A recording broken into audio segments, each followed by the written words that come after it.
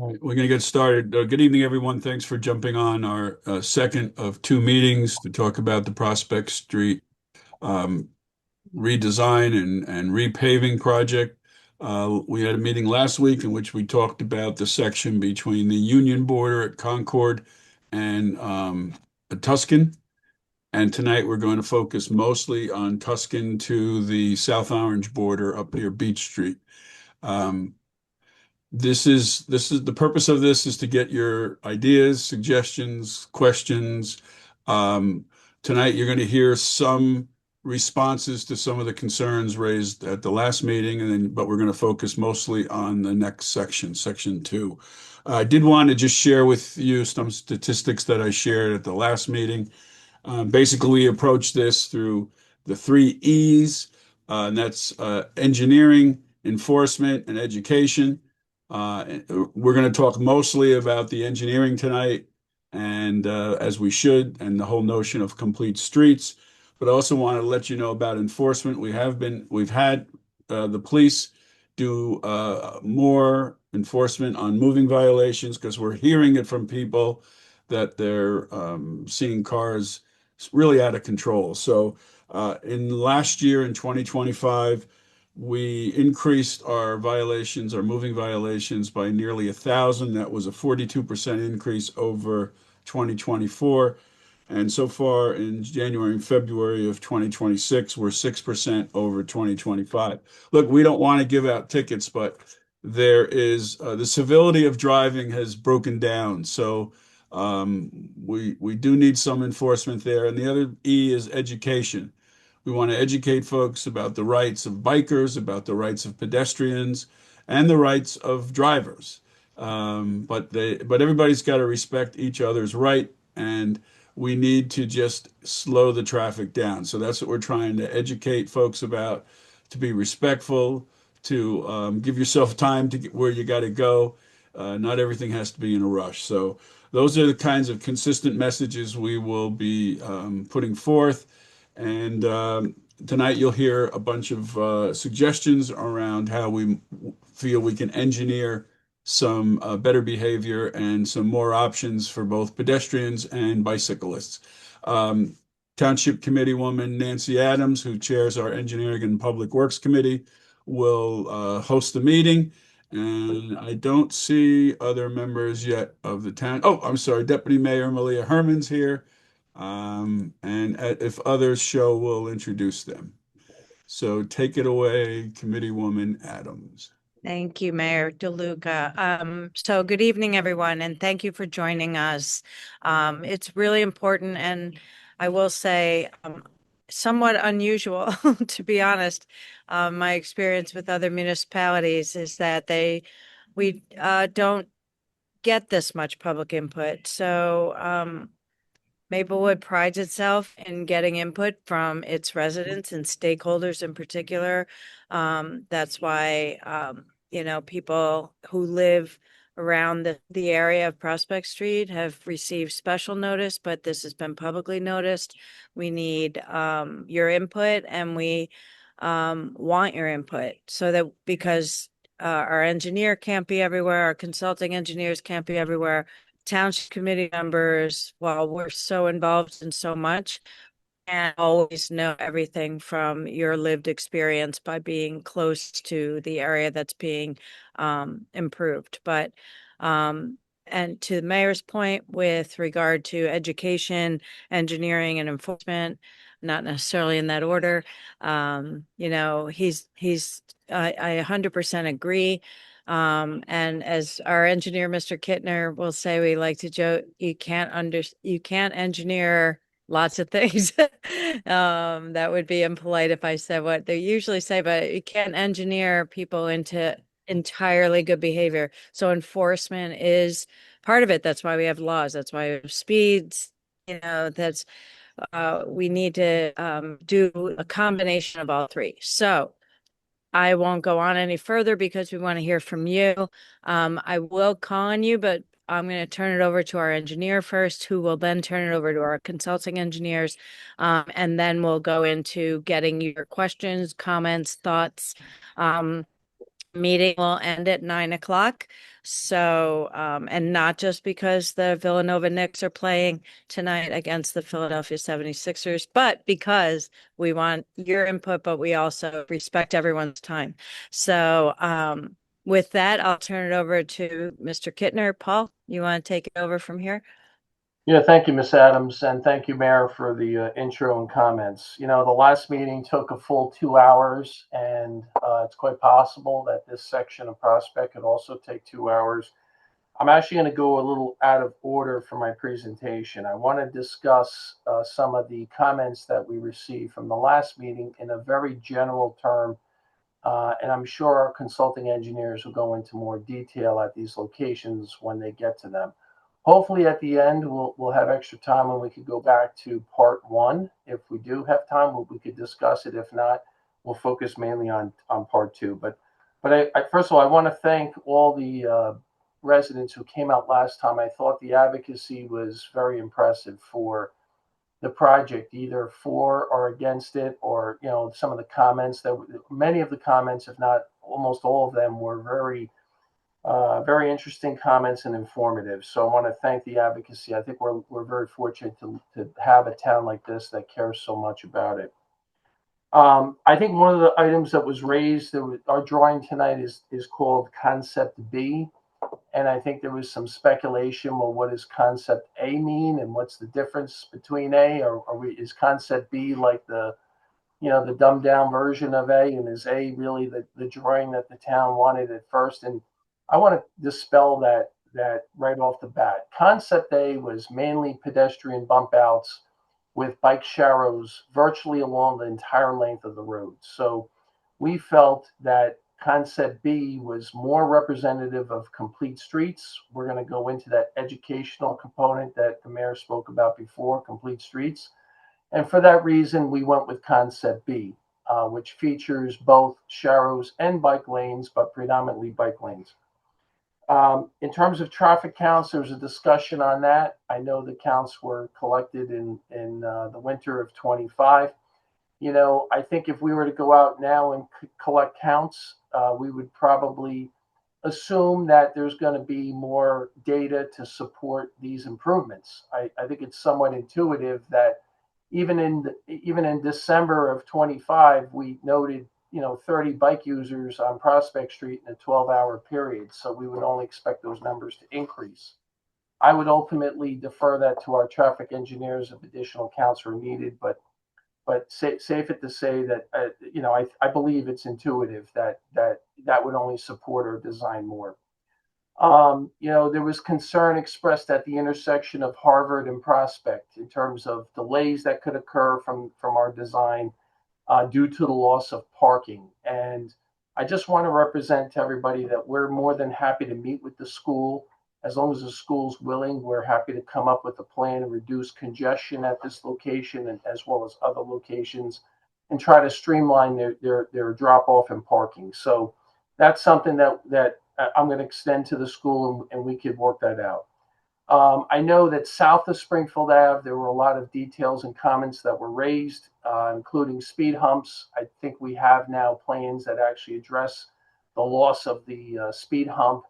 And, I think the public will find that design, better bringing that speed hump back. We also considered losing the right turn lane at Prospect Street on the north side to make room for a bike lane. And we have a red line markup of that design. If we have a chance, we'll go into that. There was discussion on physical barriers, and I think we're all in agreement that curve on Summer is really bad, and certainly that would benefit from delineators. And the exact type we'll have to determine and work those details out. But I think we're all in agreement that that's needed.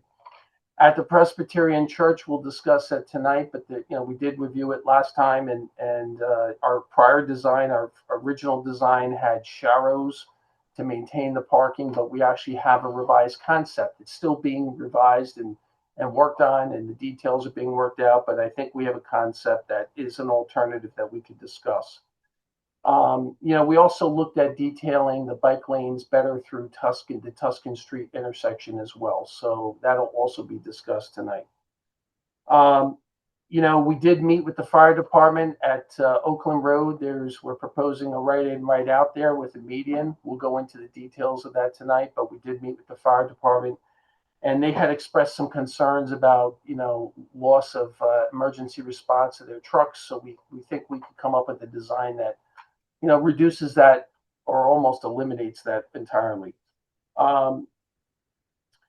We did revise the design at the intersection of Parker and Prospect in terms of the parking and bike lanes, and we came up with the revised red line sketch.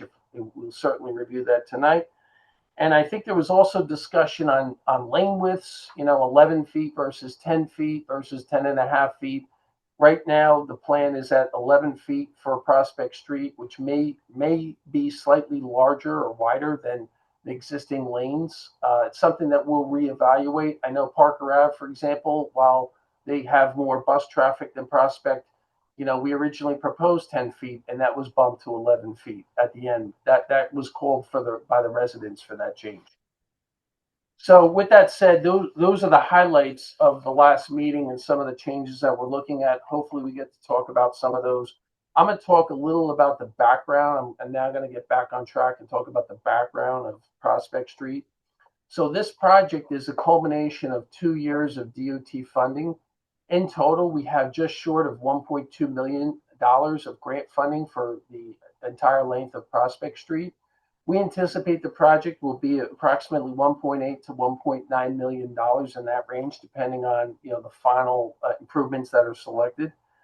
And we do need to submit our drawings to DOT no later than July. It takes time for them to make comments and that back and forth to correct the comments. And at the end of the day, we have to publicly advertise it and award it to a contractor by the end of November. It's actually the third week in November is the due date.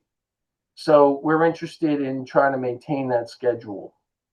In terms of this presentation, I think we're hoping that question and answer will be reserved to the end and that speakers will try to keep their comments to 2 minutes or less. In terms of the history of Prospect Street, let's just go through that. I could go through a summary. Some of you have been there, lived here much longer than I've even worked in the town. So I'm sure you could probably give me a history lesson on Prospect Street, but I'll try to just go through some basics here. First of all, in 2010, the township passed a overall bike plan. It was an Urbana study. And, essentially that showed many of our streets that were selected for bike sharrows that share the lane. And it was extensive. It was a well-done report. And it actually had Prospect Street as one of the streets that were determined to have bike sharrows. In 2012, there's somebody on the chat says people are trying to get in. Scott, are you running this? Yeah, there was a technical issue on my end, but I resolved it. They're in now. Okay. Yep. Thank you. Sorry. Yep. Okay, thank you, Mayor. So in 2012, the township did pave a section of Prospect with municipal aid grant funds between Oakview and Springfield Ave. And in 2013, we paved Prospect Street between Oakview Ave and Beach Street. Between 2013 and 2015, temp speed bumps and a speed table were installed at Prospect and Hilton Avenue. That's the south of Springfield Ave on Prospect. And in 2018, we initiated a study through, I believe, DCA. It was a safety study that also included an analysis of lighting levels. They developed cross sections and recommended designs for Prospect Street. It was very comprehensive, and we had a safety study group that was also assigned to that. In 2018, temporary speed bumps were replaced. The speed bumps were replaced with permanent asphalt speed humps. In 2019, PSE&G upgraded in response to the safety study many of the intersection lighting levels with LED lights. They're brighter for safety. In 2020, Prospect Street underwent a thorough restriping program where we basically daylighted the intersections and focused on Summer Ave, that curve. We also had speed limit signs with feedback and improved signage and striping throughout the road. In 21, we introduced an all-way stop at Harvard Avenue, and that included flashing stop signs as well as daylighting the intersection with enhanced striping. In 2022, we added a curb island and a bump out at the Presbyterian Church as well as the Crescents, South Crescent. 2025, the 10 bollards were added to Oakland Road and Elmwood Road as well, due to some accidents that occurred there. In 25, we initiated Roberts Engineering and Dynamic Traffic to start and commence concept layouts for this purpose. And obviously this year you have the concept layout that's going to be presented in this presentation. Just to talk about the educational components, I wanted to talk about Complete Streets briefly. In the beginning, before 2009, DOT was and many of the engineers designing, large collector streets were focused on car-centric principles. How do I get a car from point A to point B as fast as possible? And oftentimes that could have been at the detriment of pedestrians or bicyclists or transit riders and facilities. So in 2009, the state adopted a Complete Streets policy. And really what that is, designing a roadway system that accommodates all needs of traffic flow, not just cars, buses, transit, bike lanes, pedestrians, considering all of these for all age groups. And that was an innovative concept that the town passed their own policy in 2012 for Complete Streets. And to this day, when we look at large streets, we always consider, taking that principle and approach. So for larger development projects like this. So I think you could ask the question, why is Prospect Street considered in this? Well, first of all, it was part of a municipal aid project, a grant for 2 years. It's a major collector road. Some of the highest traffic volumes are observed in portions of Prospect Street. It also runs north and south, almost parallel with Valley Street in some locations, and connects major arterial roads such as Springfield Ave, Parker Avenue, and numerous other significant collector roads and neighborhood streets. It's also wider, which provides us an opportunity to consider certain improvements like bike lanes, especially on the north side. And, it also has numerous religious institutions and provides direct access to school routes. And by the way, it also now would connect the bike route on Parker Avenue as well. So these are all things that we looked at and considered. As it stands now, bikes have right-of-way access and rights to enter the right-of-way. There's bikes that are using Prospect Street right now. And, this plan is really to improve the safety, not just for bicyclists, but also pedestrians, motorists. It acts as a traffic calming. And, the whole idea is to consider Complete Streets, consider all of the modes of transportation. So I think in prior presentations, especially on Parker Ave, for example, there was questions on bike lanes. How do you handle snow and how do you handle drop-offs and leaves? And I will say that in terms of drop-offs, Amazon drop-offs, that's not a problem in our bike lanes. If you have a dedicated bike lane in front of your house, that's obviously allowed. It's no parking, but no stopping, standing in most cases. So you could accept the Amazon drop-off.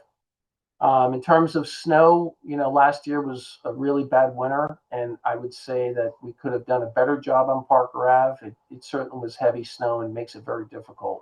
So we learned a few things from last year. We're actually getting some specialized equipment that could better handle these small spaces between the bike lanes. And I think we've learned a lot from that. In terms of leaves, nothing really changes. At the end, leaves get picked up. We try to prioritize the bike lanes with the pickup. But at the end of the day, the cyclist needs to make a determination if they feel that roadway is safe for them to use. So that's essentially what I wanted to mention in the onset of this. We have a lot to cover, so I don't want to take any more of this time. So with that, I'd like to introduce Pat Downey, and John McCormick from Dynamic. Yeah, I would just, before you guys talk, I just want to re-emphasize the thing you led off with in your comments, just in case people missed it, Yeah. because there was some, I don't know, I'll just say skepticism, if you will, when we were referring to, at the last public meeting, to the plan that we're considering most strongly as Plan B. There was some, skepticism. It felt like, about what was Plan A and what was so bad about it. And as you stated, Plan A was, just shadows and bumps along the way to narrow the road for pedestrians. And we Right. thought that, Plan B, at least right now, where we came into this, was the one we wanted to present to the public. So with that, Pat Downey and John McCormick, you guys want to say anything? Yeah, No, absolutely. Pat. Absolutely. Good evening, everyone. John McCormick with Dynamic Traffic. Thank you, Mayor, committee folks, and Paul. Thank you for the introduction. That it's very thoroughly laid out. I'm just going to hand this baton off to Pat, who's going to do the presentation. But I will just throw in one thing. This project has been a balance. It's been a balance of roadway widths, of parking needs, of the aesthetics of signing and striping, of the scope of work of the grant.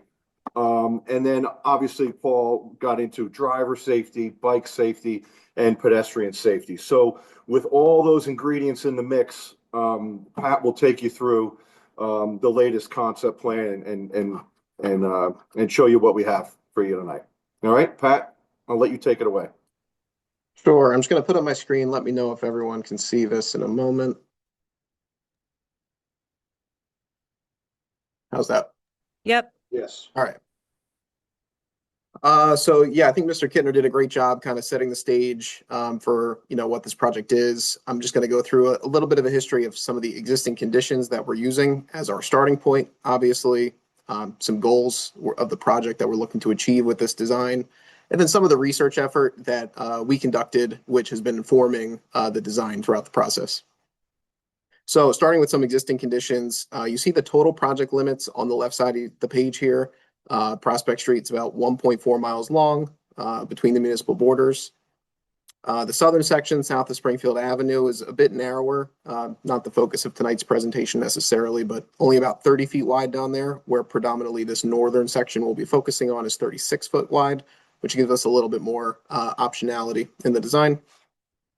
Some of the goals, obviously, we're repaving the road fully using that DOT grant. So we have essentially a blank canvas here of asphalt to really allocate however we think is best based on current needs, current design principles, et cetera. So it's a good opportunity to take a fresh look at Prospect Street as a whole. Some of the goals we want to achieve, obviously, is to enhance safety everywhere along the roadway, but particularly at some critical intersections that have a history of high traffic volumes, high crashes, or both. We need to advance the township's complete streets goals, so improving the needs of pedestrians and cyclists.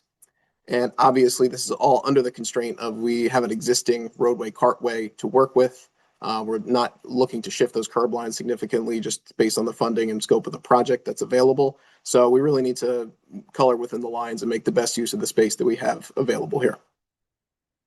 In terms of the research effort, I won't go too in depth, but just for everyone's knowledge, that was a combination of things, obviously performing traffic counts along the road and at some key intersections to get vehicle volumes, heavy vehicle percentages, pedestrian volumes, bicycle volumes.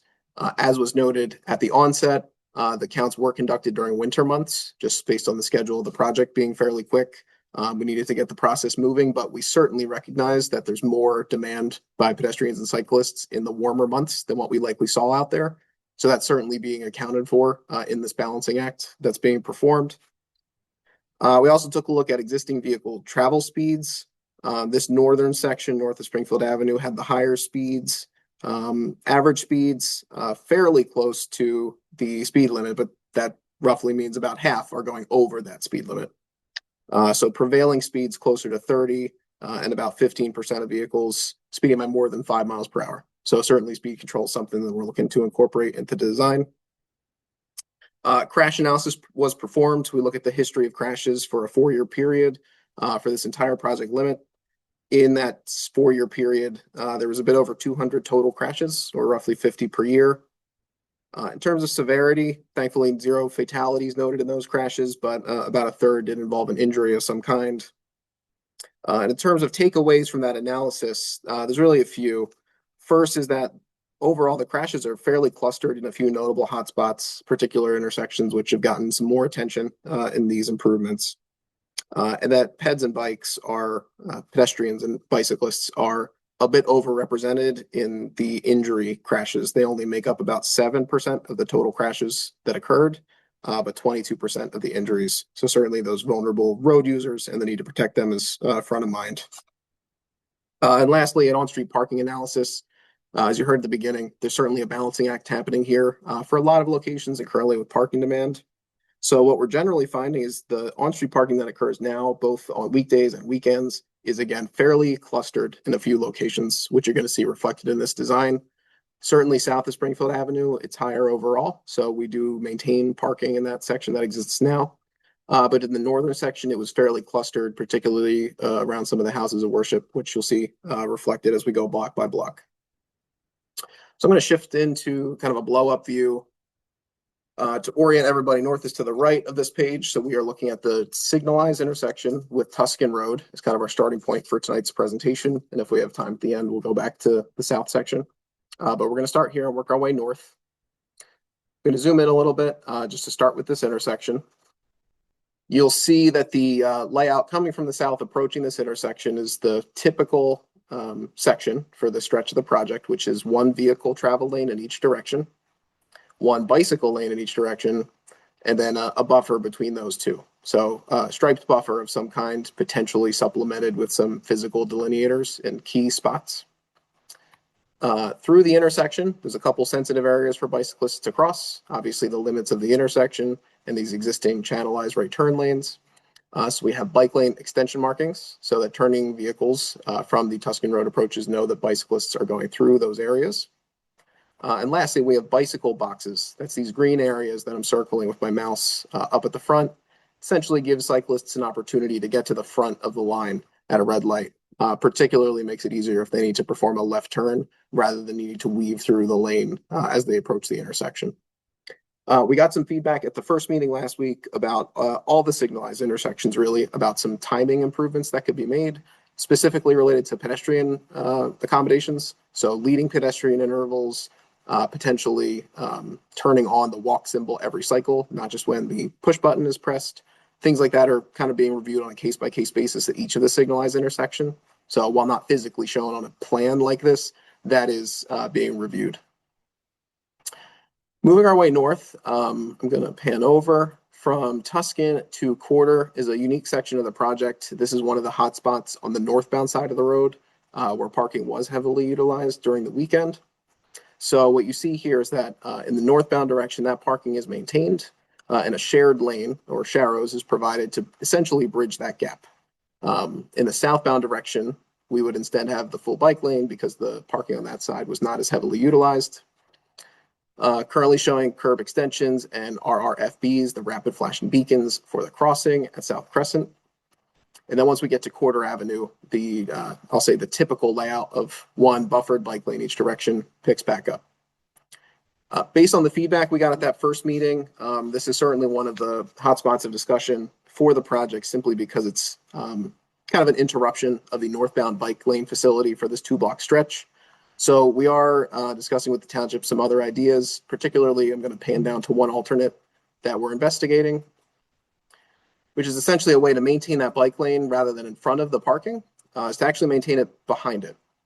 So what you see here with the dark green line is a potential, we're going to call it a shared use path for discussion purposes, essentially a wider area where there is currently just a concrete pedestrian sidewalk. But what a shared use path does is it allows us to have a shared space for all those vulnerable road users. So pedestrians, cyclists, etc., that is off of the street.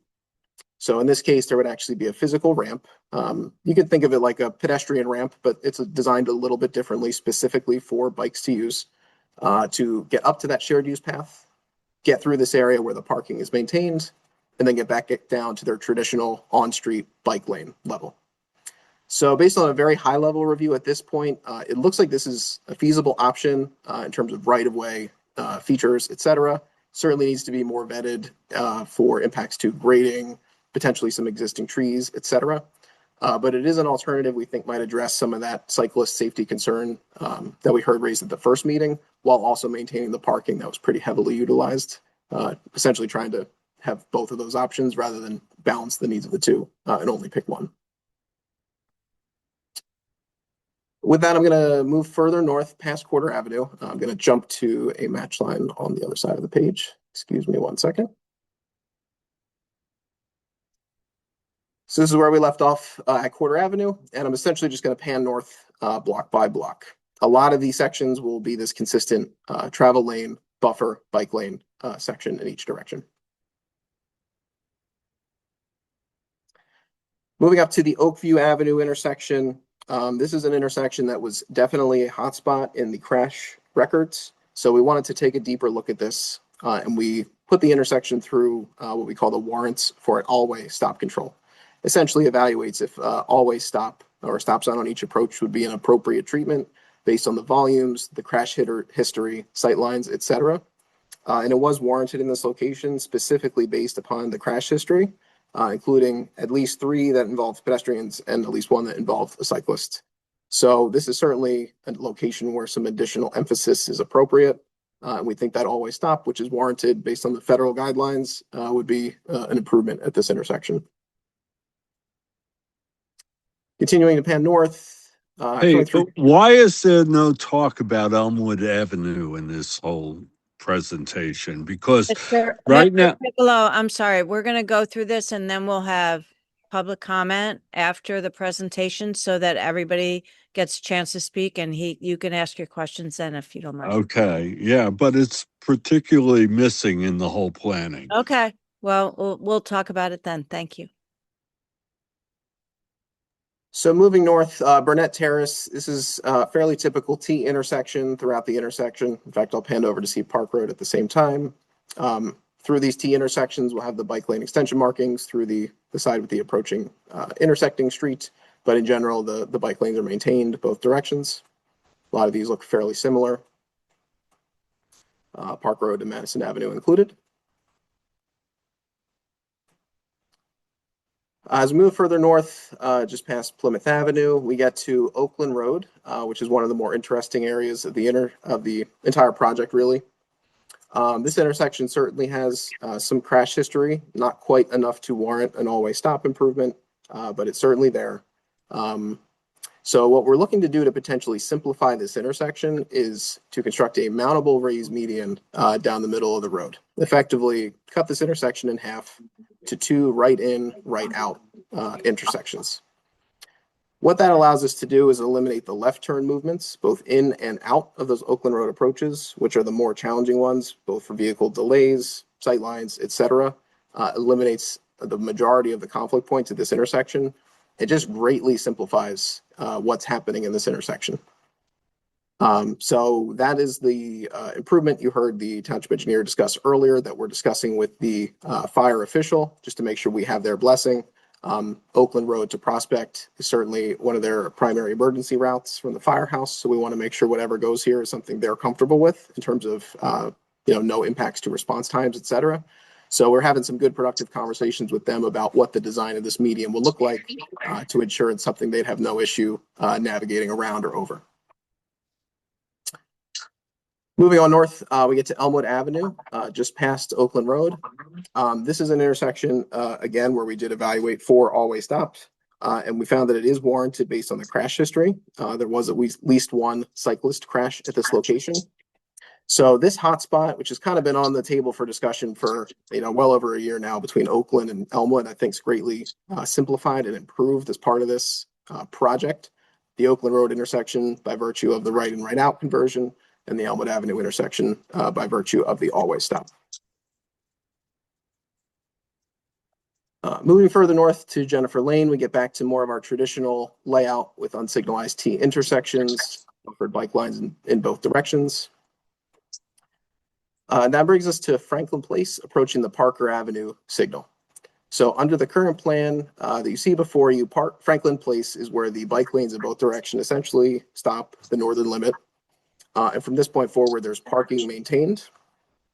until we get to the intersection of Parker Avenue. What you'll see here is that the northbound approach is generally staying the same in terms of lanes provided. We have a northbound left turn lane and then a shared through/right turn lane and one receiving lane. The southbound approach, we're actually looking to make a pretty good improvement here by realigning that approach more directly opposite the northbound approach to improve the sight lines and swap out that existing right turn lane for a left turn lane. We think that better serves the existing traffic volumes, and it also eliminates a right turn lane, which is one of the more problematic turn lanes for cyclists to navigate. So I think that's a good safety improvement for that intersection as a whole. And then as we move further north, we start approaching the town line and kind of the end of the project limits. So again, the parking in this section is maintained up to Beach Street and then to the limit there beyond. Now, this is another section where we definitely heard a lot of feedback at the last meeting, even though it was kind of beyond the northern limit of that discussion, about the bike lane stopping and some of the connectivity to the Parker Avenue bike lanes that were recently installed. So we're taking another look at this for an alternative that I'm going to pan down to now that looks to address some of those concerns. What you see here in the green is potential extensions of those bike lanes. So between Franklin and Parker, what this alternative plan looks to do is actually remove that parking to maintain the typical buffered bike lane section further north. We will get to a point where because of the third lane provided at the Parker Avenue signal, there's not enough physical width available in the curb lines to provide the bike lanes in both directions. So whereas the original plan provides essentially a narrow 3-foot shoulder in each direction, balancing out the space we have to work with, this plan takes a different approach and says, okay, if we don't have enough width for 2 bike lanes, let's at least provide the one that we have the room for. So under this plan, we have the bike lane maintained in the direction approaching the Parker Avenue signal. And we think that's the more important side for a couple of reasons. Firstly, it gets you the ability to add that bike box I referred to before in the northbound direction. So approaching the traffic signalized intersection, you can have the bikes get a head start on the vehicles, particularly to make left turns. Additionally, any of the vehicles entering the kind of southbound side away from the intersection here are coming from either the Parker Avenue approaches, which now have a bike lane, essentially something that's already given the cyclists a head start over vehicles, or they're coming from this alternate southbound Prospect approach, which similarly provides a bike box to give them a head start. So we would love to provide the bike lane in both directions. It's simply not feasible given the width we're working with here without removing a turn lane, which is going to be a significant traffic trade-off. So we're providing the one we have the room for, the one we think is more important. So overall, this kind of leans more into the bicyclist accommodations than the currently designed plan up above. And just to focus a little more on the southbound improvements, it's generally the same as the initial plan in terms of the vehicle lanes, the left turn lane and the shared through right lane, oriented directly opposite the southbound approach. However, we do have sort of some free room to play with. There's wider pavement available on that area, so we can provide at least the bicycle lane connectivity to the signalized intersection before it then tapers back to shared lanes where the parking is maintained and there beyond into South Orange. And again, at this signalized intersection, really all of the ones we are taking a look at those pedestrian timing improvements that you heard me mention at the beginning.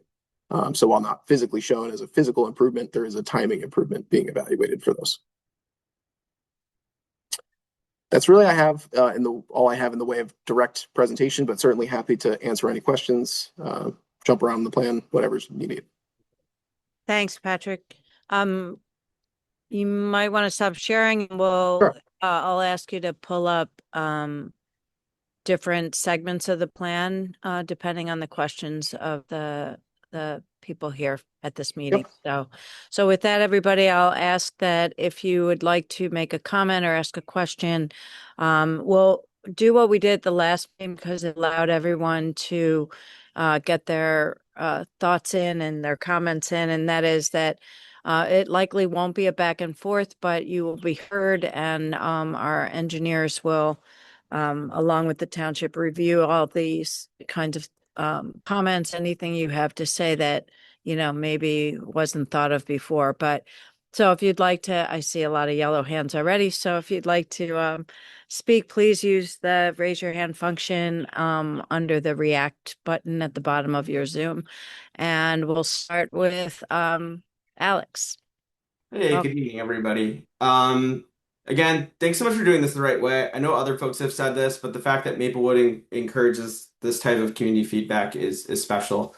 And it's part of what this makes this community great. It's definitely the right way to handle the implementation of complete streets. And I also appreciate that everybody, including the town council members, are coming to this with the best of intentions, and the engineers as well. I saw a quote about the upgrades to the Hart Park and about doing things the right way the first time. And this is a great opportunity to live that out.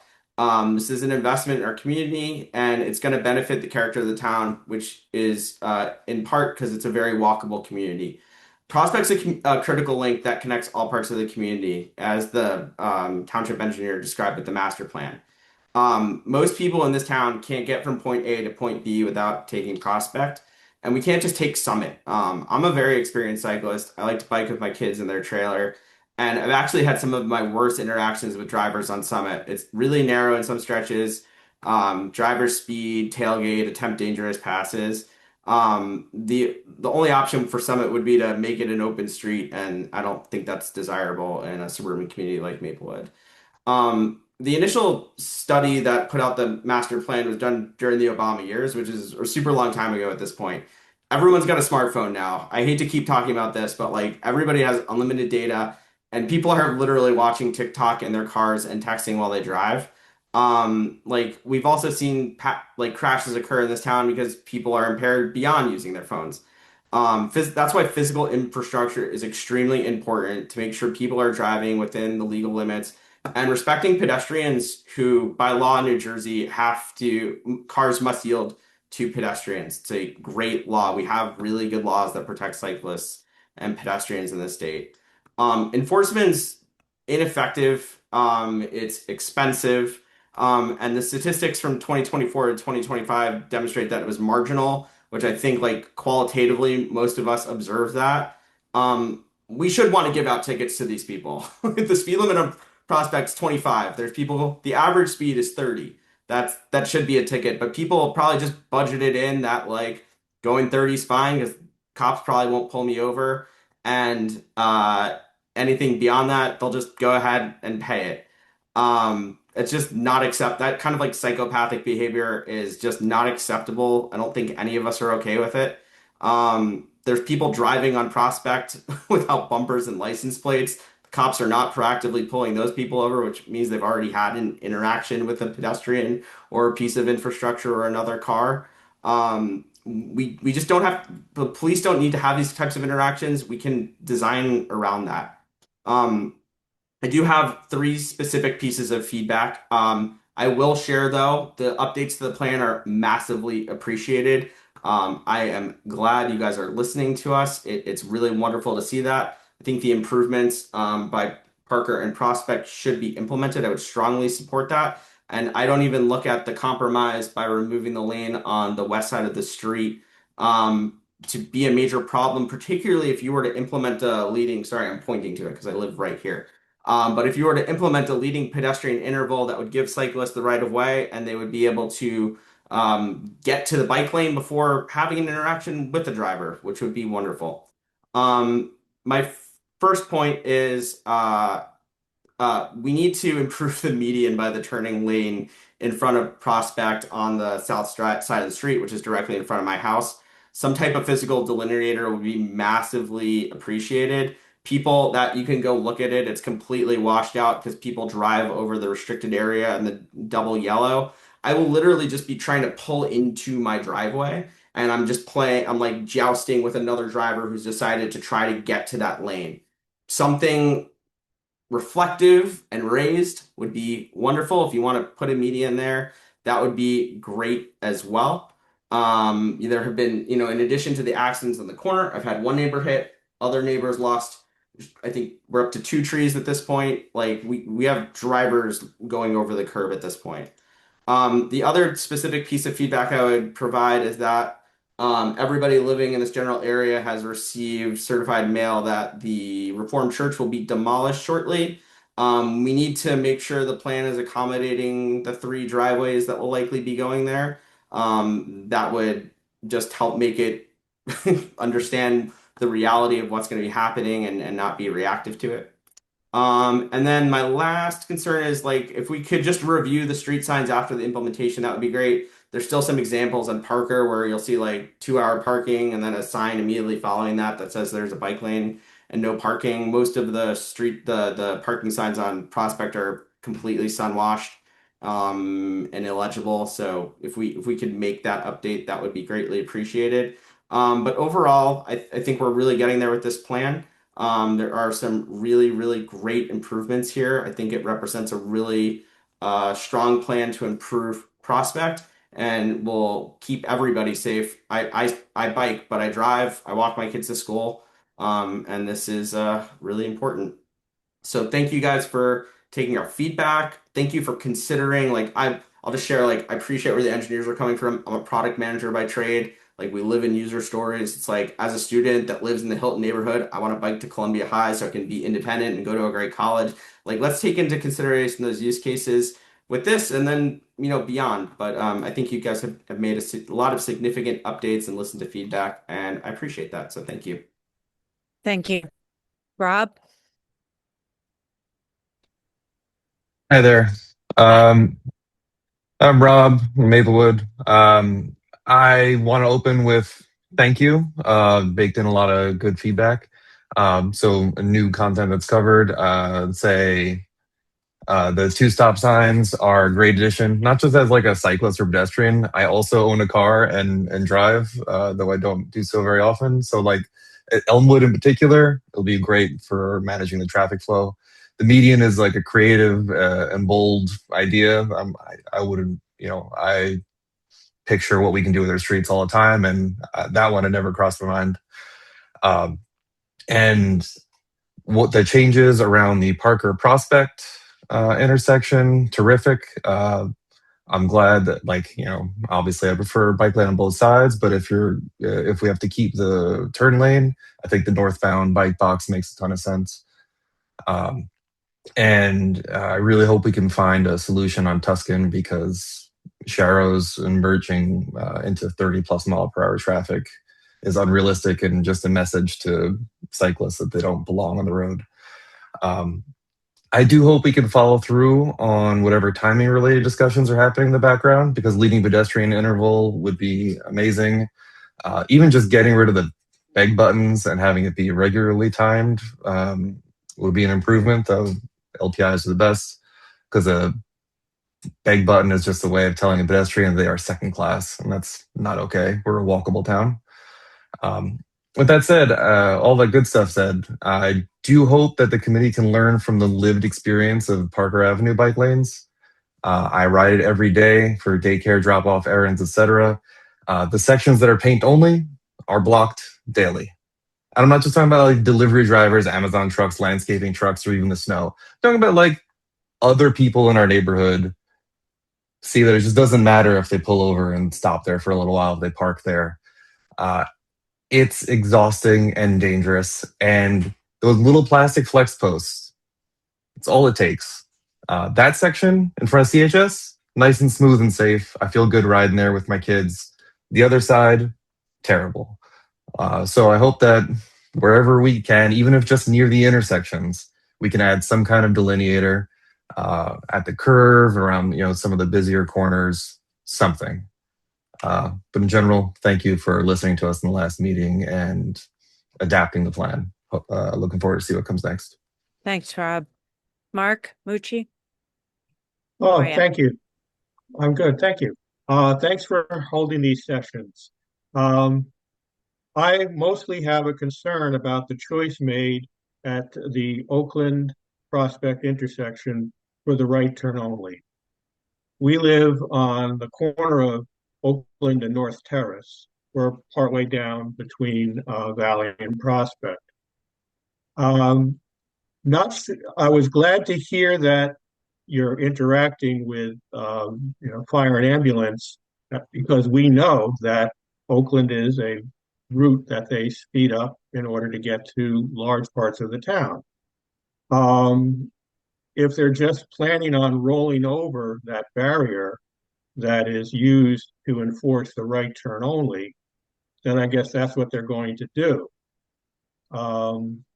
Related to that, I don't know what type of studies were done about how many cars make a left from Oakland onto Prospect versus making a right. There will be people who have to find a new route. I don't know what estimation was done or consideration was done. Are people going to, instead of going to the top of Oakland and then making a left, are they going to make a left on North Terrace and then a right on Franklin? I noticed that Franklin, you did not make any change or add any controls, so people will just be making a left turn on Prospect from Franklin. As I said, I do not know what kind of studies were done about the number of cars which will be having to find a new route. And in your experience as traffic engineers who are advising the township, what's the likelihood that that little turn left on North Terrace, turn right, go up Franklin, is that considered a likely possibility? And are we just going to see more traffic making more turns and going onto streets which right now don't have as many cars? So that's my main concern. I don't know if that's going to be addressed. And as I was sitting here listening, I wasn't sure why the right turn only was a better option than just maybe another always stop if there was a concern about cars interacting at that T intersection. Thank you. Thanks, Mark. I'll let the engineers respond later to your question as to whether or not they've studied the left turns off of Oakland onto Prospect. But I do know before we did anything there, we would they would be doing a testing thing, preferably, set up cones to test the movements like we've done at other things where changes have been made. So we'll see what happens with that. But I'll go over to Michael now. All right, thanks very much. Michael Choi here. I live at Prospect, on Prospect at the top of the Crescents. Been here for about 10 years and I'm thrilled that the town is taking this on. So thank you for that and for taking our comments here as well. One of the first things that happened to me when I moved in was a car actually turned over directly in front of my house. And then 3 years after that, another car turned over directly in front of my house, including landing on my lawn that time. So, I think there's obviously a lot that needs to be done here. And for me, this has really been the proposal. I think there are really these spotlights on these two issues simultaneously. One is the lack of safety on Prospect, and I think that's particularly for pedestrians, but you're not particularly safe in a car or on a bike either. And then two is creating these safe bike routes. For me, when on the bike routes alone, I made the comment in the chat that having a dedicated bike boulevard on Yale and Summit makes like the most sense to me between Springfield and Parker. And I get it that you got funding to only look at Prospect Street, but that to me feels like now we're you got the tool and you're looking for the nail to hit. But I think I would really encourage the town to consider that as a potential solution there. But if you have to use Prospect, then I think between Tuscan and Quarter, it was really hard for me when I first saw the proposal, to understand why you're designing a northbound travel lane for bikes and cars to be shared at the highest volume, highest accident stretch. And so I saw the new proposal, haven't had a chance to review that obviously, but it looked like there's still a short shared section just north of Tuscan, which does seem pretty high risk, I think, even with education and enforcement. If the goal is that there's a concern about preserving the parking for the church, like I'm, very, very sympathetic and would love to figure out a solution for, accessible parking and so on for them. But to me, it feels like there's, pretty focused demand and times when that space is required. A lot of the day it's empty. And so would love to think about maybe a time restricted accommodation. Maybe you can park in the lane there on Sundays, and on Sundays it would be a shared lane, but the rest of the time it's actually dedicated for the bikes. So I'll stop there, but overall, I just wanted to say like thank you. I think this is great. I like the additions of the stops along the way. I think this is going to make a huge difference, and really appreciate the time and attention to safety here. Thanks, Michael. James McGregor. Right, just got to do the old unmute and We got to turn see your beard. on the camera. It goes all the way down to the ground. Okay. Hi, I'm James McGregor. Live in South Orange, although my street is actually half in Maplewood. I bike on Prospect all the time. I said this on the last call. Prospect is really it's a critical artery for getting places in a practical way. Whether you're driving or on a bike or on foot. Alex earlier raised some concerns about how Summit is not a practical or safe alternative, and I really agree with that. I often drive on Summit in the morning to take my dog to daycare, and Summit has its own set of craziness, especially because it can be quite a narrow road in some places. Like some other folks have said, I really appreciate that you're doing these presentations, that you're having this conversation, the framing of the goals. I also really appreciate the engineers who've obviously given really thoughtful consideration to the concerns folks raised. It's heartwarming in a weird way. Really appreciated. There's lots of stuff in the plan that I liked from the beginning. The Tuscan bike boxes. I think the stop signs, the always stops on Elmwood and Oakview, great. The elimination of the southbound right turn lane at Parker that you covered tonight makes a lot of sense. Makes sense to have a left turn lane there.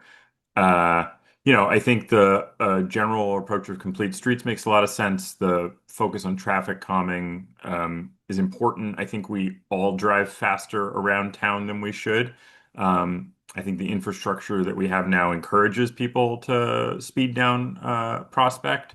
And so, having infrastructure like the stop signs that slows and the narrowing of the lanes, having bike lanes visually there, I think all of that is great. My big concern has been about the start and stop of the bike lanes. I think Sharrows are very confusing. I think they're confusing for drivers. I think they're confusing for cyclists. I think when we're trying to encourage more people to do more car-free trips around town, we really need the system to be clear and predictable and make people feel safe who, otherwise aren't going to take that leap. So it was disappointing that the Parker and Prospect bike lanes did not connect. But I think, again, the thoughtful consideration that folks are giving to the concerns, I think the alternative presented tonight is a good compromise, given the limitations as they were laid out, and kind of doing what they can with what the engineers have out there in terms of space. Really, really nice to see that. So, those are my comments. Thank you to everyone involved. I really appreciate the opportunity to provide feedback. Thanks. Thanks very much, James. John, welcome. Chuck, sorry. I realized there might be other Johns. Hi, guys. Thank you. Thanks Hey. for letting me comment in. I had a unique lived experience that I'm sure many of you are familiar with. Yep. Generally would never use a Sharrow because I think it's a cop-out. It's a poor road design. And when I was riding home from my commute 4 days a week, I would never take a Sharrow on Parker Avenue. And the one time I did, I got to find out that it takes 6 Sharrows of being drugged under a car for that car to stop. And you may have a 50-centimeter wound on your back due to that. Not fun to deal with, and I'm still dealing with it. And I apologize if I lisp. I also have a bit of nerve damage to my eye and my left part of my tongue. So I appreciate the thoughtful consideration of the engineers and these new changes I'm seeing and the updates to the plan. I like the addition of a vulnerable road user path near Tuscan and Prospect. I'd like to see that. I'd like to see if that could also be done by Prospect and Parker to connect those lanes. I think, if we're going to encourage people to ride their bikes around town, we just need to make it safe and flexible delineators. I love that you're considering that on the corner. The curve of Tuscan, that's something that I kept asking for many, many times at community meetings for Parker. And thankfully, they put it in front of the high school, which is a great spot to help vulnerable kids getting to school. I wish there had been some by Borden and Parker too. Maybe the drunk driver wouldn't have drugged me for 500 feet. So I hope as you consider these things and you make these choices, you go bold and try to err on the side of caution for pedestrians and cyclists. So we have less people. I'm the lucky one. I'm the luckiest unlucky guy because I'm alive. Nikhil Badlani is not alive. He died in South Orange. He was hit by somebody running at a stop sign. Maria Dolores Jiangxi Xiao, she's also not alive. She was a pedestrian that was hit in Maplewood near the amazing Hamilton Diner. So anyway, just wanted to mention those names and, be a face and say that I care and I care about our kids and people that are vulnerable road users. And I'll just, keep speaking up for them as much as I can, as long as I'm here. Thanks for the chance. Thanks, John. I think it's, I think as you can see from all the hearts on the screen, everybody is thrilled that you are recovering, and we know you've got a road ahead of you, but we're so also glad you're okay and on the road to recovery. So thank you for coming on tonight, John. Of course. Thank you, Nancy. Appreciate it. Yeah. Phil? Yeah, thank you, and thanks for giving the opportunity to give so many of us in the public the voice here to influence this plan. Maybe I'll start by summarizing a little bit of what I heard at the last consultation. I heard that people were tired of how drivers behave. Yeah, they're tired of the speeding, they're tired of the distracted driving, and that people are afraid of using other modes to get around. And I think providing the safety necessary to get people to make those shifts is really needs to be at the core of the goals of these plans. And in particular here, I am so pleased at some of the improvements that were made in this last version of the plan around between Tuscan and Corridor, around Parker. I think those were nice creative solutions to what looked like a dangerous plan initially. I'd encourage us to consider further measures that would calm traffic. I think, the discussion around 10-foot lanes instead of 11-foot lanes is probably the right one, and I think will lead to safety improvements for all road users. And I think we also, should get more aggressive or creative around physical barriers, whether they're flexible delineators or something more permanent like planters.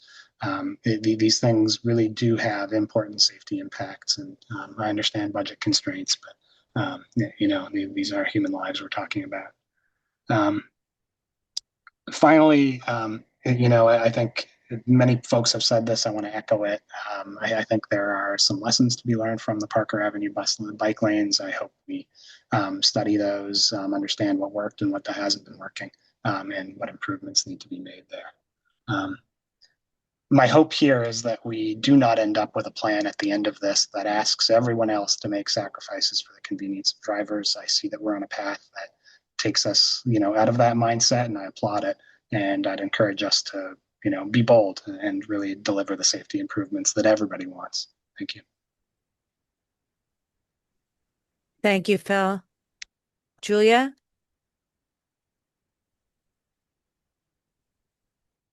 Hi, I hope the piano in the background isn't too loud. I'm so happy to see all the thought that the engineers are putting into this, and that you've really taken the feedback and are incorporating ways to make it even safer. So, like the adjusting the timing at lights to prioritize pedestrians and cyclists. The multi-use path in front of Prospect Church is a great innovative way to continue the bike lane there. So I love that. And I think the design you figured out at Parker and Prospect is something that, really figured out how to accommodate what all the users of the road are looking for there. So, it's just very exciting to see the future that is coming to Maplewood and also South Orange, we hope, where people are increasingly using bikes to get around and finding ways, to get around without cars, and you're really helping enable that, and that's how we move into a better future. So thank you. I also would just like to give the feedback that the north end of Parker, the north end of Prospect past Parker, it would be great to go bold there and just continue the bike lanes there instead of Sharrows all the way to Beach Street. There's really no reason to just do Sharrows. It looks like the road is wide enough there too. And that way you could put a bike box at the north side of the southbound lane on Prospect approaching Beach Street. And then, once South Orange is looking at putting bike lanes on Prospect in the future in their townwide bike lane plans, so that will help us have contiguous route all the way, from Union to downtown South Orange on Prospect Street. And I'm just going to put a plug for everyone here on this meeting that South Orange has a bike survey out right now. So if you have not filled it out, tonight's the last night to fill it out, and I can put the link in the chat so that they can get feedback from what improvements people want to see, what infrastructure, where they want to see bike lanes to make it safer for bike riders, and it'll also make it safer for pedestrians too. So thank you. Thanks, Julia. Joan?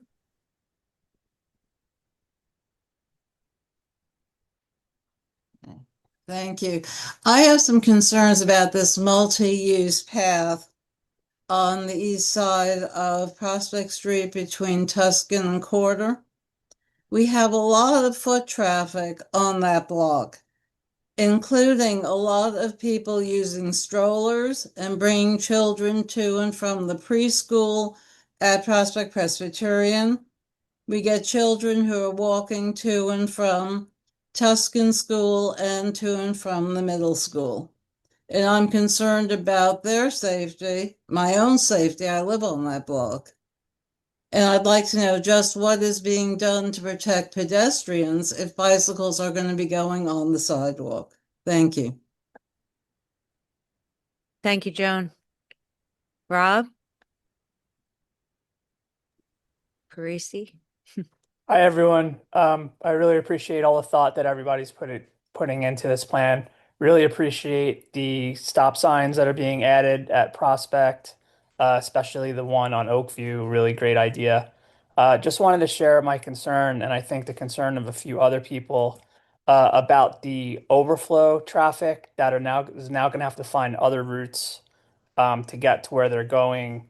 I'm particularly speaking about Summit right now. Over the years, whenever there's been any type of a disruption on Prospect Street, the overflow traffic has come barreling down Summit. Many of the drivers not really taking the stop signs seriously. And I guess, the concern is not only during the construction period, but also just the changes in traffic pattern that's going to happen as a result of all the great changes that are being considered.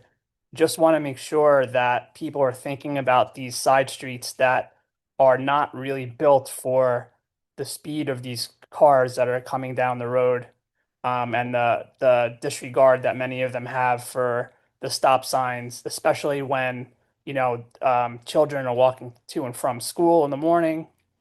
It can get really bad, and there's really haven't heard anything in any of these plans addressing that.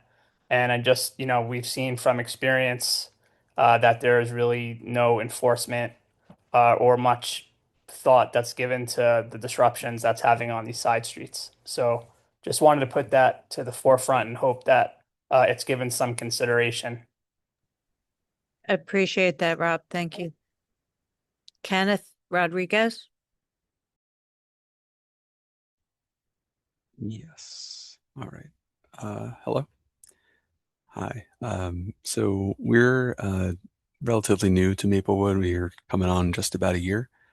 We live on Oakland, so we use that Oakland Prospect intersection routinely every day.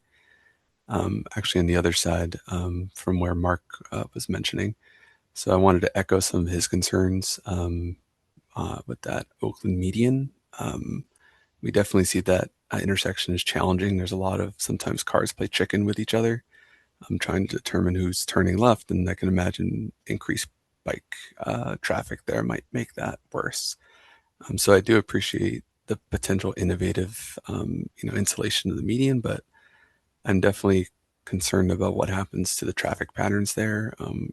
We use that left turn to go down towards Union on Prospect all the time, and I know on the other side, as Mark mentioned, in the fire trucks potentially needing that space there is definitely a concern. I don't know if maybe in the all-way stop might be a more efficient way to still calm traffic there, but allow traffic to continue unimpeded. And I think too, the other concern about Summit, my wife uses the jitneys routinely to go to the train station, and she mentions that the jitney drop-off on Summit there can be quite dangerous, especially in the winter. There's not much of a sidewalk there, so if you're dropped off on Summit and you're trying to walk there, it can be dangerous. And if there's increased traffic from the Prospect, redesign, that could be a concern for sure. So we're definitely those kind of things perked up my mind. But I do want to definitely as well praise the designs for pedestrian safety there, because as much as the driving can be difficult in that intersection, Oakland is also quite dangerous to walk to the train station at that intersection as well. It's the most direct route down past Valley to the train station, and right now there's just the painted intersection, so there's no crossing signal, and it can be very dangerous, especially in the winter when the sun goes down earlier and the traffic is quite fast on Prospect, as many people have pointed out.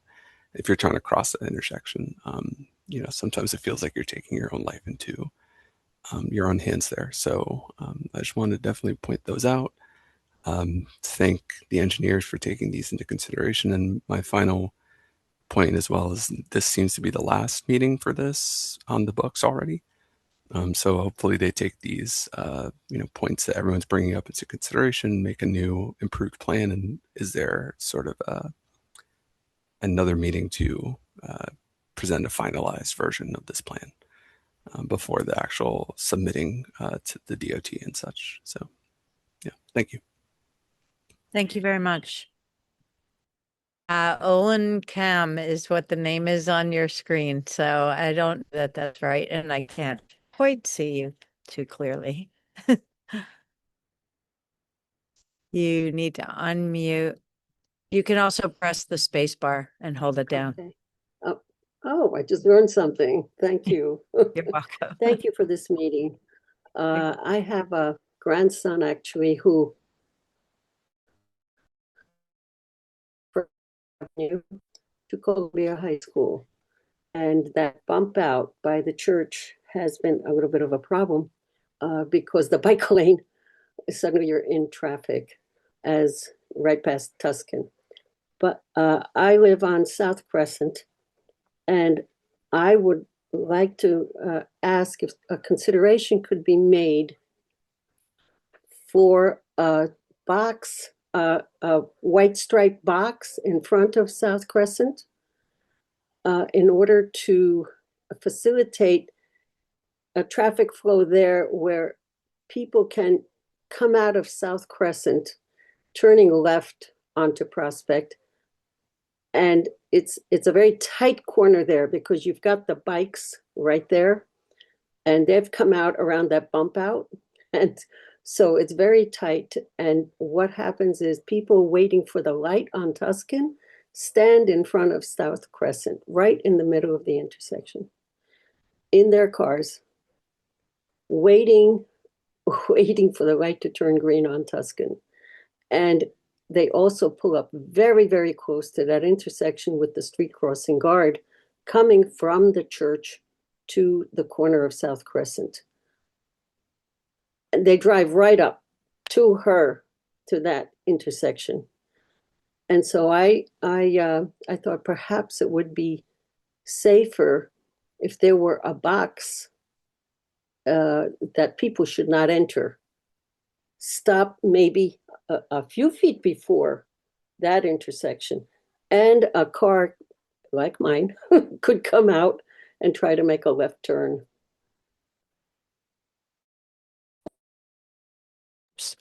Thank you. Would you consider that, please? Thank you. Great, thank you. Sorry, you froze on my screen for a second. I hope I didn't interrupt you. iPhone 2, I can't see you well enough because you're on your iPhone, so if I know you, I'm sorry. What's your name, please? Sorry, I think this is me. This is Aaron Meyerson. I live in South Orange, right at the very edge, just past beach. I'm an avid biker. I bike every single day to and from work as a commuter. This plan is fantastic. My kids just started riding their bikes, so I want to commend everybody on the call and the planning team for getting us to here. This is really great. I think I wanted to recommend three things. One thing I didn't see across this was any elevated crosswalks. Signs are great, paint is great, but infrastructure we know is better. And so elevated crosswalks that are equal with the sidewalk force cars to slow down and sort of serves as a speed hump.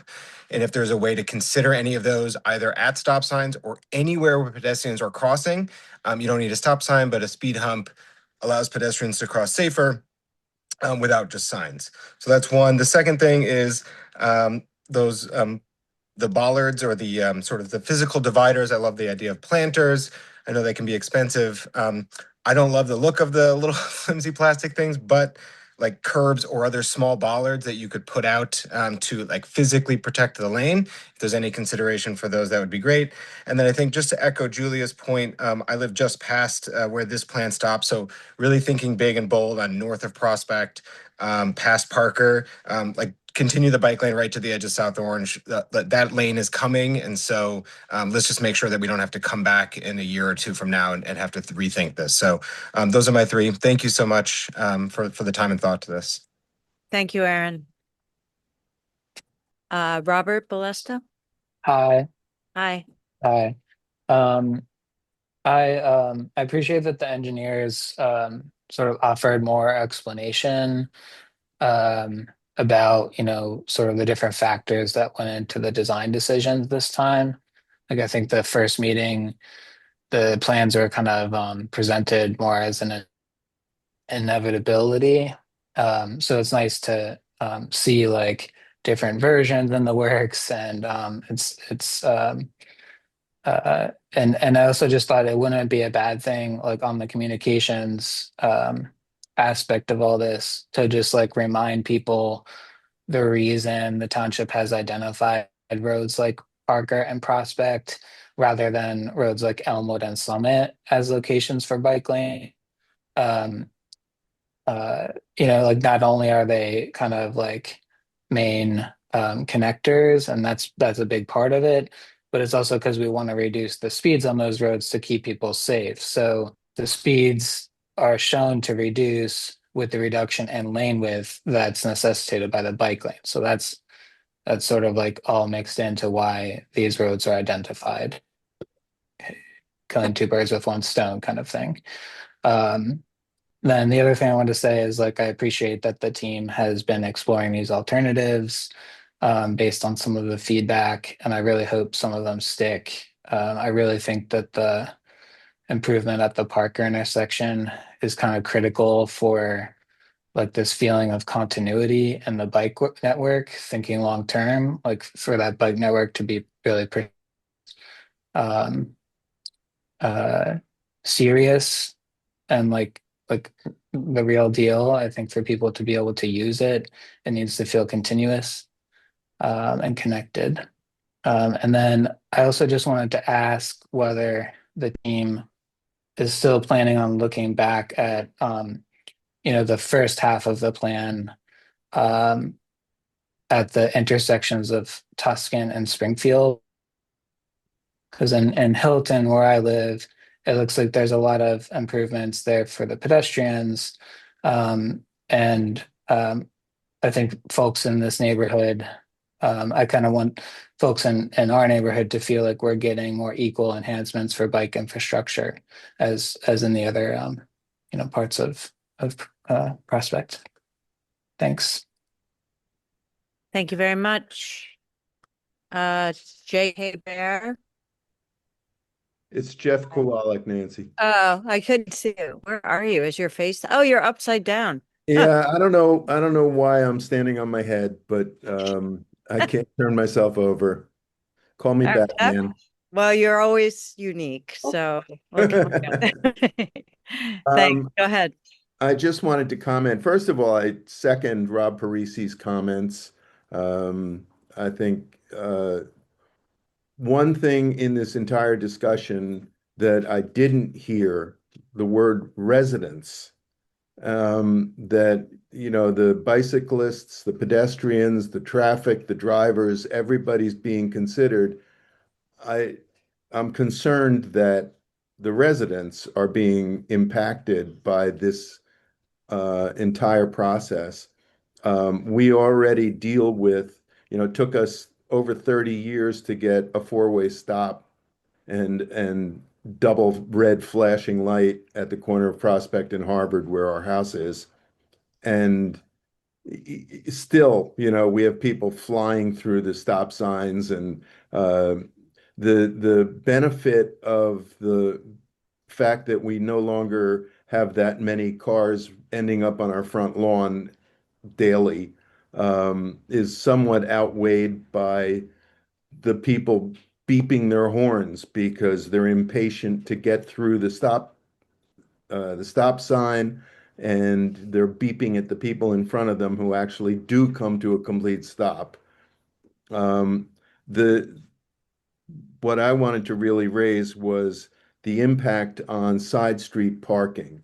We back onto Tuscan School, and You're taking away the parking. yeah, if you eliminate all the parking along Prospect, on the west side of Prospect, where are all those school parents going to stop and drop their kids off?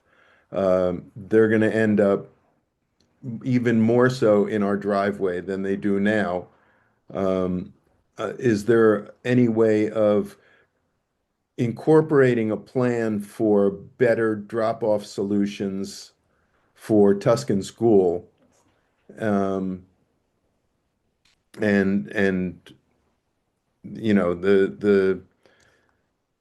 parking that happens now is chaotic at best. I love the idea of speed bumps. We tried getting speed bumps on Harvard for many years. We kept getting turned down.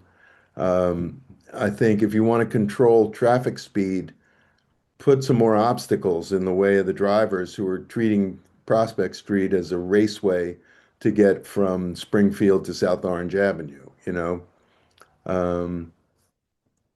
all the families too on Prospect who can no longer park there. They're gonna park on our side. Yeah, all the people, the families, what about the lawn service contractors who are, parking in front of the houses that they service?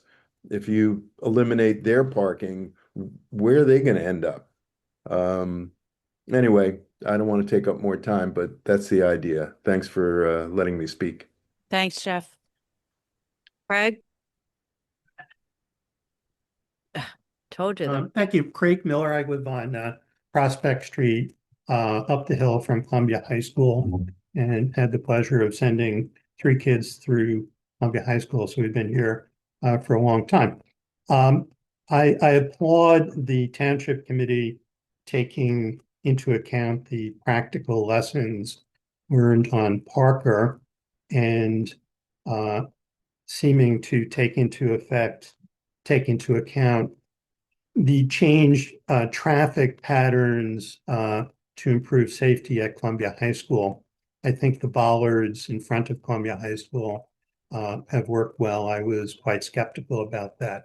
One of the effects of that is that it funnels traffic onto Beach Street, both in the afternoon and in the morning, the intensity of traffic is much heightened. And I think I applaud the plan improving the circulation patterns at Parker and Prospect. I think left turn lane is more important than a right turn lane. I think the intense traffic coming up and down from Beach Street unfortunately does interrupt any, I think, pragmatic possibility of a cross bike lane. And I think whether connecting to South Orange is good in theory, but I think the compromise to increase the safety of the school drop off is good. One comment, some people have mentioned that some churches only need parking on Sundays. Ethical Culture is a neighbor of mine right down the street. Yeah, on one hand, I say, do I really want people going to Ethical Culture parking in front of my house? And the answer is yes. I think having the Ethical Culture on one corner, I think having the church on the other corner, I think having Maplewood Jewish Center on the other corner is one of the things that makes Maplewood a vibrant and diverse community. And in balancing the interests of complete streets, I applaud the efforts you've made to accommodate the practicalities of those three community institutions to continue what they're doing.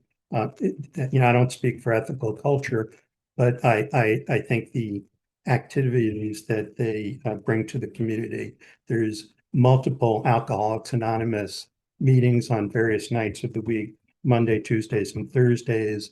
There's meetings on Saturdays and Sundays of Ethical Culture. There's the Community Coalition on Race.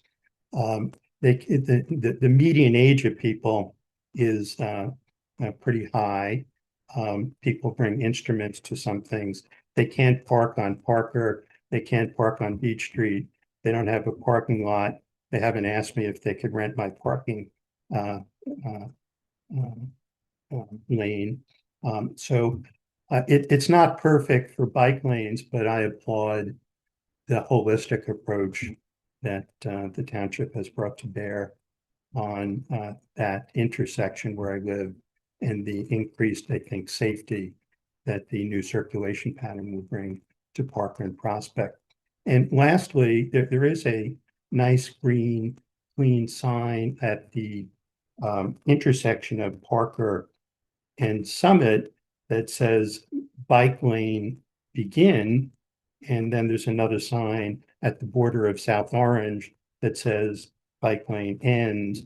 I share the concerns some other people have had, which one is safer? Is Prospect safer, less safer than Summit? But individual cyclists and pedestrians could make their own decision and decide where they feel best for them to cycle or walk. Thank you. Thanks, Craig. Daniel Morales. Hello. I think you can recognize me from the first meeting. Yep. I advocate for slower traffic around Maplewood and in the areas where we live. I think we understand that there is a concern shared by everyone about reckless driving, speeding, and the impacts, unfortunately, that speeding and reckless driving have had on our physical safety. And I'm pretty encouraged by seeing the changes on the engineering plan. And I think we can do further, we can do better, we can continue to advocate for slower speeds everywhere. And the low part, like the low hanging branch, is to simply narrow the travel lanes. We can do 10-foot travel lanes. I see some parts of the plan that incorporate 10-foot travel lanes with the median, which is great, but it should be incorporated throughout. I think I mentioned in the chat that the New York state government, the governor's traffic safety committee, has determined that hitting a pedestrian from 25 to 30, meaning if you hit a pedestrian at 30 miles an hour, you're twice more likely, the pedestrian is twice more likely to die versus 25 miles an hour. So those really seemingly small, incremental, really small changes, such as, dedicating 1 foot of the travel lane over to the bike lane, does a major impact in slowing down those speeds. So I feel we should be more proactive in those narrower travel lanes, and especially when there's a 2-foot buffer next to those travel lanes. So I'm really concerned that we're never going to solve this issue of speeding if we're not taking a narrow travel lane solution more seriously. The other thing I would like to mention is that while it's great to see some sketch solution on the Prospect and Tuscan corner, why don't we also study incorporating parking on Tuscan Road? If you go there now, you will see that you're not allowed to park several hundred feet from the corner of the slip lane further up the road. So I think we can change the behavior of people and start to encourage people to park on Tuscan if we design it accordingly. And that also will mitigate the speeds of people using that slip lane, which is very dangerous, turning right on Prospect. So that will save the town a lot of money by, avoiding the zigzag bike lane and just make it continuous and straight. And it's a very clear, obviously, communicator to the entire community to have a continuous bike lane throughout. So I will continue to advocate for slower streets until, my face turns blue. So please do consider making the travel lanes more narrow. Thank you. Thank you, Daniel. Lon?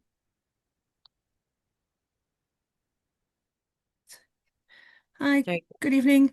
I'm Lon Arnold Berkovitz. I live on Prospect right near Parker. And Alex mentioned my house before. I had 2 trees hit. And for another little piece of just interesting Prospect history, Prospect Street didn't used to, according to our gas and water folks, didn't used to intersect at Parker. They were off, it was offset. And they shifted Prospect Street so that Prospect goes straight through.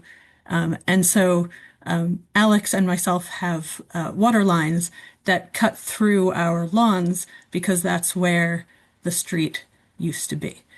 So that offset was made so that now we have that nice straight line. However, in front of my house, that's where Prospect has a slight curve that if you're texting and driving, you may not notice and you will end up in my tree. So my questions are, will the alternative options that were shown tonight, such as the new Parker intersection alternate and the possible alternate plans being considered for Oakland, be put on the township website? I didn't see them there before this meeting, and so I assume that they'll be put up. I was also wondering if bollards are going to be indicated on those plans. Are they planning to stay where they are, removed once the bike lanes comes? And if those new locations would be shown, if they're included. And I did want to echo Kenneth's request to provide another opportunity for feedback once those plans are more finalized, and knowing that this is a short time frame before it needs to be submitted to DOT in the summer. And my second question is, I wanted to ask about specifically the alternates to the median on Prospect and Oakland. As you mentioned, you're looking into options with the fire department. And similar to Mark Mucci, I'm concerned that this new traffic pattern may be exchanging safety by dramatically changing that pattern and not allowing those lefts down Oakland from Prospect, or from Oakland onto Prospect, as it's a main connector to Valley because of the light at Valley and Oakland. So the high volume, while kind of unfortunate, it is logical and looking for a safe driving route with the light. And I'm just afraid that it might start to make traffic less logical and less safe if they start going through the smaller streets. And I do have a high schooler that walks to school, so they are walking through those streets. So that's part of my concern. And plus, the other loss of safety I'm seeing is the loss of the bike lane buffer when you add that median there. So that's just throwing one more thing out there. But I had mentioned at the engineering meeting when this kind of was first being thrown around, but asked if this was considered, if it was considered to make the part of Oakland that goes east from Prospect one way, away from Prospect, because that could reduce the chaos at the intersection slightly rather than change the major traffic pattern. So I was wondering if that was considered. And again, my concern is that this may be over engineering for the safety at Oakland, which I'm also wondering if it'll need as much attention after adding the four-way stop at Elmwood, because that four-way stop at Elmwood is pretty close. It may slow down the traffic at that intersection since it's nearby. And would it be possible to do the traffic study for that after adding the four-way stop to see if it reduces some of those stressors at that Oakland intersection? So thank you. Thanks, Lon. Laura, how you doing?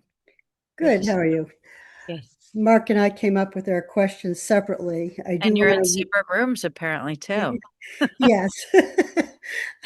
I do want to reiterate the concerns already raised about the median and how the traffic would change.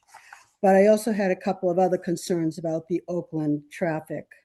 Right now, North Terrace during the afternoons, and I'm assuming the mornings, have a drop-off for the high schoolers at the end by Columbia High School. So already more traffic is coming down North Terrace and hooking a right onto Franklin Place. So that's a concern. Would they be changing the drop-off zones over by the high school? The other concern I have is the park has a lot of major events with literally thousands of people.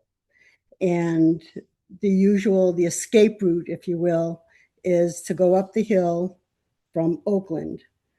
But if everyone is making a right turn onto Prospect, then it seems to me that you're funneling the traffic back into the center when you want to try to funnel the traffic away from the park.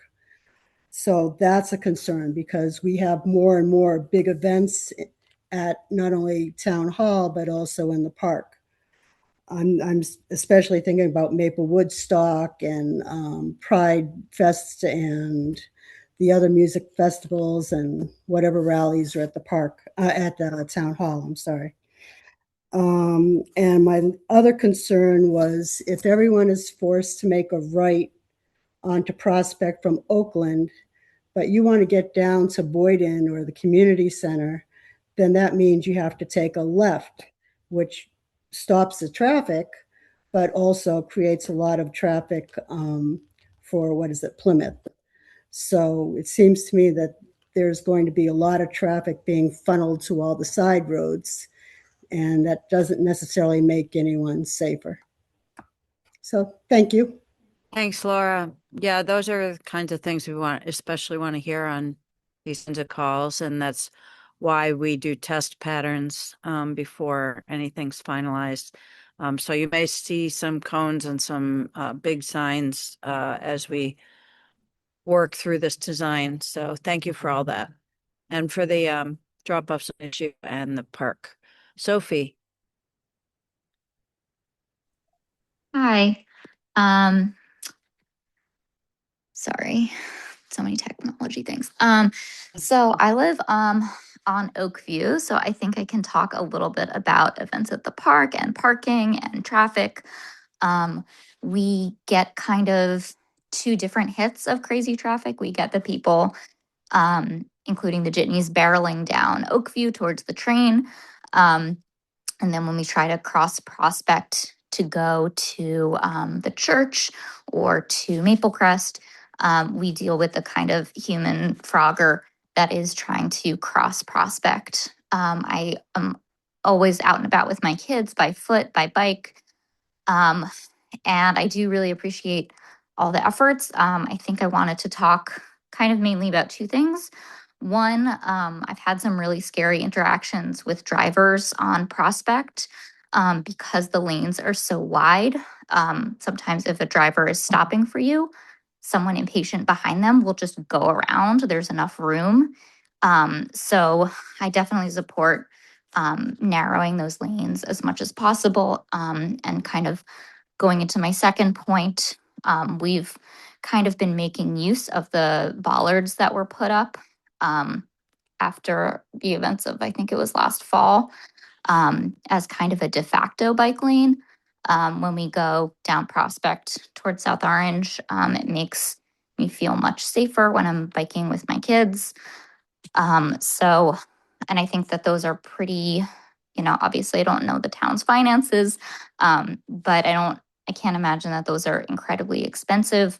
And even having them periodically at intersections makes a really big difference towards feeling safe, even when you're on the side of the road. So yeah, those are the two main things. I think there's really a culture among drivers that I've noticed of speeding down Prospect, seeing Prospect as a cut through, treating it like a highway instead of like a neighborhood street. I probably cross it, most days per week. And it always feels dangerous. It never feels safe. So I think the town really needs to think long and hard about if what they want to do in this situation is, a Band-Aid solution, or if they really want to change that kind of entitlement to speed that we see on Prospect. And if that's the case, then put, physical barriers in place that make it impossible for people to act that way. So that's all I have to say. Thank you.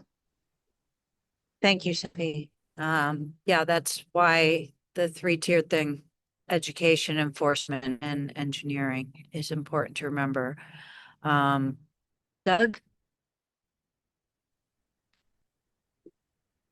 Thanks, Nancy. Can you hear me today? Yes. Oh, great. Yeah. Okay. So, yeah, there's been a lot of really thoughtful comments. It's been really great to hear. I just wanted to make a couple of suggestions, ideas that came to me for the curve at Summer Avenue. It would be great if there was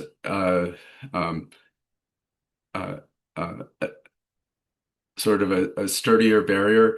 And the thought occurred to me that perhaps we could, or you guys could, elevate the bike lane at that curve so that the curb would provide the physical barrier rather than the vertical delineators. And there are no driveways in that section that would interfere with that.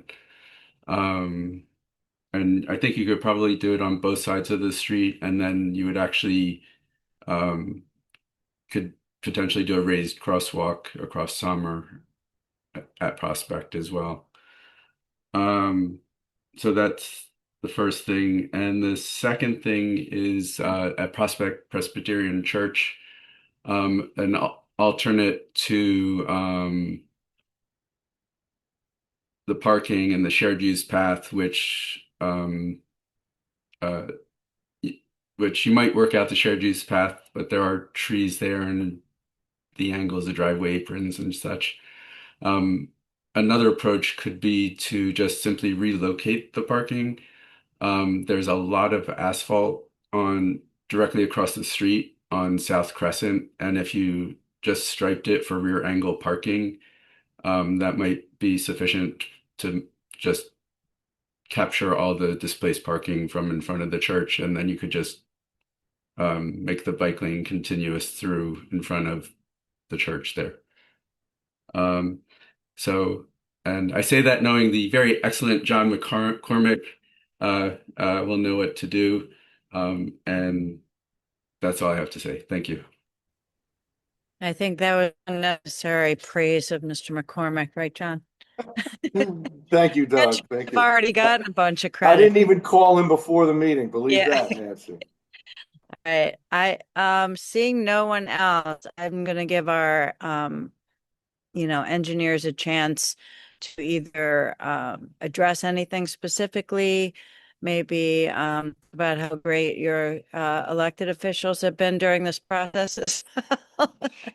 And no, just kind of, if you want to summarize anything, and anything you want to say, but also thanks to everyone for your thoughtful comments. Paul? Yeah, thank you, Ms. Adams. So again, another round of incredible comments. The last meeting we listened to you, I think, and tried in earnest to make changes that made sense. This is another situation where we have to look at all the comments, go through it, and decide what can be implemented and what can't be implemented. And I think in terms of the plan set itself, I think when we get to a final plan set, it's something we could put probably on our website, I'm sure, and allow people to view it. And I think if there's in terms of another meeting, we would have to discuss that as well. But I like all the comments. I think it definitely deserves a revised plan, and I think putting this on our website once we get to that point makes a lot of sense. Thank you. Yeah, and the existing plans are already on the website, just to be clear. Did you have anything you want to add? Or Patrick? Downey? Yeah, I've got a few quick things, just some overlapping feedback that we heard that I wanted to address. First, the Oakland Road, median proposed, certainly a lot of discussion on that. So as you mentioned, there would be some sort of test of that done before that went in as hardscape. Additionally, there was a question if we had done traffic counts. We certainly have. I'd say one of the things that's a bit reassuring about those counts is the majority of traffic coming out of those side streets makes a right turn to begin with, far more than the lefts. Really, the move that we are primarily going to take a look at during that test is the left into the west side of Oakland, since it's associated with the CHS pattern. So that's what we need to work through, but we do have a lot of data that we're reviewing there. There was a couple questions about all-way stop potentially at that intersection. We've looked, it unfortunately doesn't hit the warrants there, which is why we were looking for some different creative solutions, such as the median that's on the plan. Yeah, it's also pretty far offset as an intersection, so four-way would be tough. Agreed. The offset is a challenge no matter what you do there, and the median sort of works around that by basically making it two separate intersections. Some discussion about lane widths, 11 versus 10, something we're still kicking around internally and reviewing. There is a need to balance different size vehicles, et cetera, with the bike lanes, but we do have the flexibility of the buffers, so we can continue to discuss that. As you did hear before, Parker Avenue, we did land for the majority of the road on 11-foot lanes, which is why we're there for this plan, but we'll continue to review that. And then I think there was a question about pedestrian safety on that alternate shared use path plan in front of the church. Shared use paths are pretty well researched, well documented tools. So we're certainly not concerned about the ability to do that in a way that's safe for all the users who would be on that path. Sometimes there's actually striped separation, sometimes not, but it's a much wider area specifically to accommodate different types of users. It's not just a 5-foot concrete sidewalk. So I just wanted to put some ease to that particular concern. I think that's everything I wanted to hit. We've obviously got pages of notes, so it's not the end of our review, but those were a couple things I wanted to address at this point. Okay, and internally we'll meet again, just like we did after the last meeting, to go over a lot of the thoughts, the comments, just like you just did, and see what we can and can't do. John, did you want to add anything, or Scott? Yeah, I'll just say thank you, Nancy. As Paul mentioned, very thoughtful input tonight. You notice how every time we have one of these public meetings, we come out of this with a slightly better plan. So we thank you for the help and the input, and we look forward to really wrapping this up and having a great plan that everyone is happy with. Thank you, Scott. Did you have anything you wanted to? No, not too much. I'll just echo what John said. I mean, a lot of good feedback tonight that we'll definitely incorporate it. As everyone has seen, we've incorporated a lot of changes from the last meeting, so I think it's a massive improvement from the last meeting. I think I also saw someone mention a do not block the box striping, perhaps in front of Crescent, so that's something we could also look into as well. So, but yeah, no, I think it was a very good meeting. Great. All right, Mayor. Yeah, so thank you. Thanks everybody for your input tonight and last week. It is making this a better plan. So typically this would have to come back to the township committee because we have to give the stamp of it, the 5 elected officials. So I assume we have to work out those dates because I'm not sure. We'd have to tie those meetings in with whatever deadlines you have with the state. So we'll have to take a look at that. And I assume we'll hear some more at the Engineering Public Works meeting on May 13th. Yeah, I would assume so. Okay. Yeah, absolutely. But And that's at 8 o'clock in the morning, and that's a public meeting in case anyone wants to join. The information is on the website. But there will be another public meeting, whether it's a Zoom meeting or it's the Township Committee meeting, which is a hybrid meeting, which you can come to or join by Zoom. Right. And also, the Engineering Public Works meetings are always a lot because the only thing we have. So, but there is opportunity, and let's regroup on a side meeting before the engineering meeting. So I'm going to ask that Paul and Scott work with John and Patrick in the meantime to see what you want to show us and talk about again like we did last week. So with that, I'll just wish everybody a good evening and thank you so much for your participation tonight. Have a great night. Good night, everyone.